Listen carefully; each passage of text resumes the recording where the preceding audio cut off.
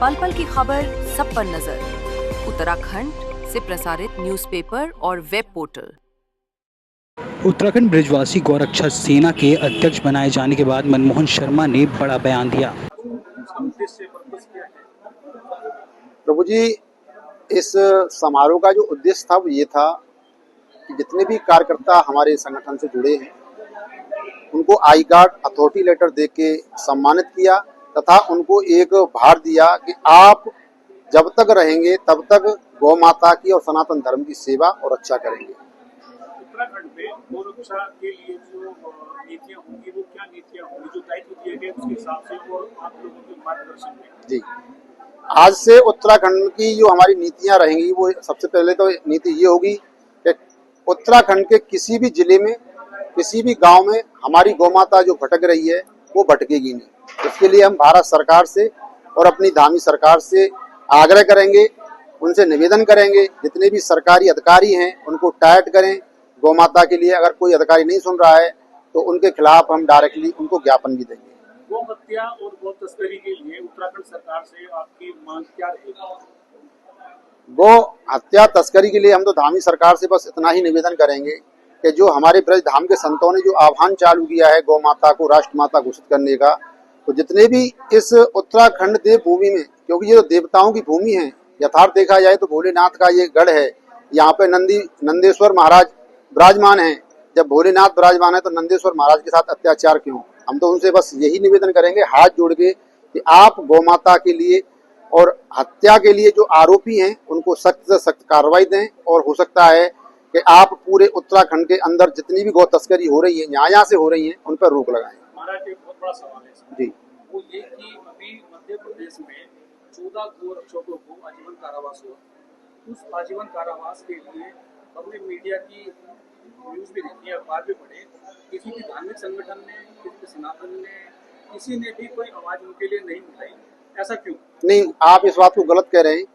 14 जो बच्चों को आजीवन कारावास हुआ उसमें से प्रेजेंट में 5 बच्चे बाहर और रिहा हो गए हैं और बाकी प्रक्रिया चल रही है। और रही सनातन की बात और संगठन की बात, तो उस जिले के अंदर 5000 से अधिक तो हमारे जो वक्ता हैं, हमारे एडवोकेट हैं, वकील हैं, और उनके साथ में पूरे भारत देश से हमारे गौरक्षक, गौ पुत्र और गौ पुत्रियां, गौ सेवक सभी ने वहां पहुंचकर अपना एक बहुमूल्य समर्थन दिया है। और वही नहीं, अभी उत्तर प्रदेश का भी एक मामला आया है और वो भी मामला हमारे आदित्यनाथ योगी जी, हमारे जो प्रेरणा स्रोत हैं, उन तक पहुंच गया है और बहुत जल्दी उस पर भी कार्रवाई होने जा रही है। जो समर्थन वाली बात आप कह रहे हैं, ये समर्थन भी कितने समय पहले दिया गया? क्योंकि मेरी जो हाई कोर्ट की जो एडवोकेट है गुजराल जी, मेरी इस बारे में पर्सनल बात हुई फोन पे, लगभग 2 घंटा बात हुई जी। ये लगभग मैं 8 दिन पहले की बात बता रहा हूँ, तब तक उनकी रिहाई नहीं हुई थी। कोई भी उत्तराखंड से किसी ने भी किसी प्रकार की आवाज नहीं उठाई थी और मीडिया ने भी इस बारे में कुछ नहीं लिखा था जी। ये 3 दिन पहले घटना है। 3 दिन घटना पहले, 3 दिन पहले उनको रिहाई मिल चुकी है।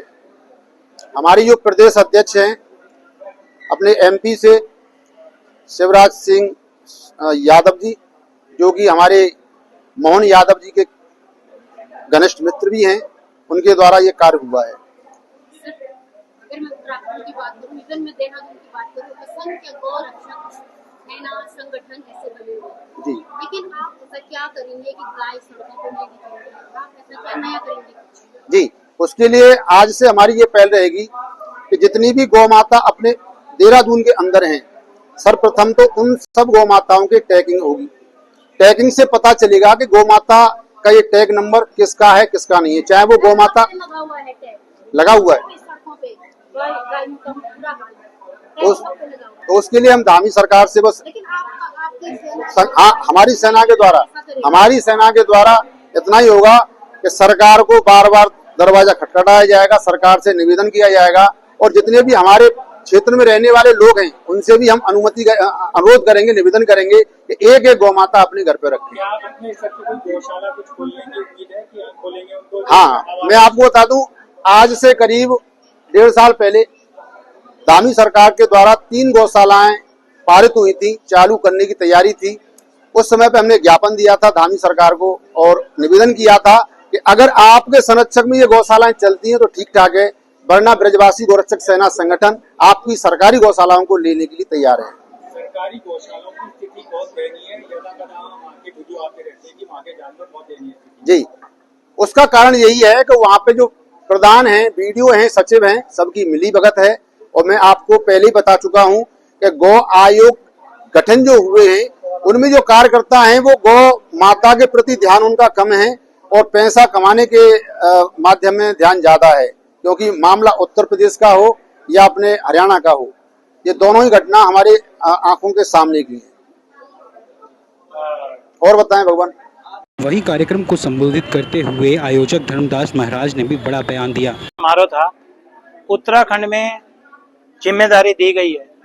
आपके दास को, आपके जनसेवक को महाराज जी का आशीर्वाद मिला और उत्तराखंड में प्रदेश की जिम्मेदारी प्रदेश अध्यक्ष के रूप में मुझे दी गई। मैं महाराज जी का दिल की गहराइयों से आभार प्रकट करता हूं और जितने गोपुत्र गोपुत्री हैं उनका भी दिल की गहराइयों से आभार प्रकट करता हूं। और मैं आप सबको विश्वास दिलाता हूं मीडिया के माध्यम से कि जिस प्रकार से महाराज जी कई वर्षों से गाय की सेवा में, रक्षा में लगे हुए हैं और सरकार ने इनकी बात नहीं सुनी, तो हम उत्तराखंड से यहाँ से आवाज उठाएंगे और आवाज उठाकर गौ माता को राष्ट्र घोषित करने का काम करेंगे। आपने एक सवाल महाराज जी से पूछा कि सड़कों पर जो गायें दिखाई दे रही हैं, अभी मैं अध्यक्ष पद पर आया हूं, हमारा पहला प्रयास यही होगा कि गायें जितनी भी हमारी लावारिश होंगी या सड़कों पर दिखाई देंगी उनको हम एक जगह उसके लिए चुन रहे हैं, गौशाला के रूप में उनको वहां इकट्ठा करेंगे, वहां उनकी सेवा करेंगे। जो बीमार होगी उनकी बीमार की सेवा की जाएगी। ये हमारा एक प्रयास है। ये सेलाकुई की तरफ हम बनाने जा रहे हैं इसको, गौशाला को। सर, नए पदाधिकारी को जो आपने जिम्मेदारी दी है उसमें उनकी मॉनिटरिंग कौन करेगा कि कौन अपने दायित्व का निर्वहन सही प्रकार से कर रहा है? उनकी मॉनिटरिंग अभी मेरी जिम्मेदारी महाराज जी ने दी है। इस उत्तराखंड में जिनको भी पद दिए गए हैं उनकी सबकी जिम्मेदारी मेरी है, उनकी मॉनिटरिंग मेरा ही काम है। मैं महाराज जी को बताता रहूंगा कि हमारे आज अभी हमारे कोठियाल जी है, कोठियाल जी ने मुझे इस कार्यक्रम को देखते ही कहा कि मुझे जिम्मेदारी दो, मैं काम करना चाहता हूँ। तो ऐसे हमारे पे बहुत जनमानस के सेवकदार हैं जो गोपुत्र बनना चाहते हैं, गोपुत्री बनना चाहते हैं। अब उत्तराखंड में ये लहर शुरू हो गई है और धामी सरकार हो या कोई भी सरकार हो, अगर गौ माता के बारे में नहीं सुनेगी तो हम सड़कों पर उतर के उनका विरोध करें। सर, युवाओं को गौ रक्षा से जोड़ने के लिए क्या प्रयास किए जाएंगे कि उनका भी इस तरफ ध्यान जाए? और जैसे हम लोग की सड़कों पे देखते हैं, नए युवा भी देखते हैं, लेकिन नहीं पता होता उनको जानकारी के अपने, तो नए युवाओं को जोड़ने के लिए क्या करेंगे? युवाओं को जोड़ने के लिए अभी हमारा थोड़ा सा प्रयास करेंगे। युवा सम्मेलन होगा और युवा सम्मेलन के साथ हम एक आयोजन भक्ति का करेंगे गौशाला के रूप में, गो के रूप में जो कथा भी चलेगी और उसमें प्रेरणा दी जाएगी युवाओं को। और वो घर में जो अन्न खाते हैं वो पहले गौ माता को दे। सुबह शाम आप भोजन करते हो, एक रोटी अगर माँ को अपने दोगे तो क्या उनका कोई कुछ कम नहीं होगा।